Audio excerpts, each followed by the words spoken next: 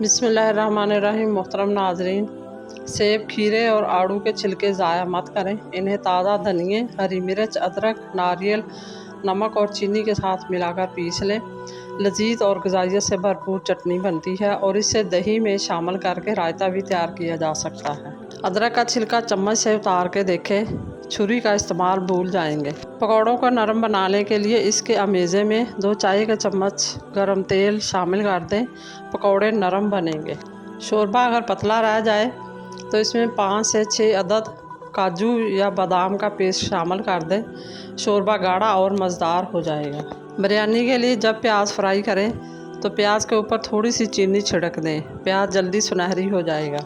गूंद किकर और गूंद कतीरा दोनों हम वज़न लेकर देसी घी में भूनकर बारीक पीस लें और आधा चाय का चम्मच हर रोज़ गर्म दूध में डालकर पिएं।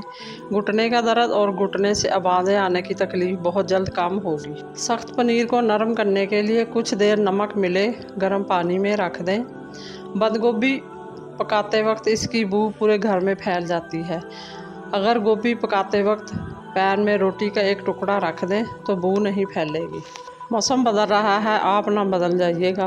मौसम बदलने से जिस्म भारी और बदन टूटने लगे तो तुलसी, जिसे न्याज़बो कहते हैं, इसके साथ खुश्क पत्ते लेकर एक प्याली पानी में खूब पकाइए और कहवा बनाकर पी लें। नज़ला ज़ुकाम ख़त्म और आपको अपना आप हल्का महसूस होगा। चस्के चस्के में याददाश्त कमाल, हाफजा मजबूत और ऐनक का खात्मा। मुरब्बा आमला, मुरब्बा हरीड़, मुरब्बा बेही, मुरब्बा सेब, मुरब्बा गाजर और मुरब्बा कोरतुमा, इन सबको हम वज़न लेकर कूट लें। फिर इसमें छोटी इलायची के दाने 100 ग्राम, सौंफ 200 ग्राम और चांदी के वर्क थोड़े से डालकर मिक्स करें। सुबह शाम 1 चम्मच खाएं। याददाश्त बेहतरीन और नज़र शानदार हो जाएगी। मज़ीद इसी तरह की अच्छी और मालूमाती वीडियो देखने के लिए मेरे चैनल को सब्सक्राइब करें और अगर आपको वीडियो अच्छी लगे तो प्लीज़ लाइक ज़रूर कर दिया करें। अल्लाह आपका और मेरा हामी नासर हो। जज़ाकल्लाह।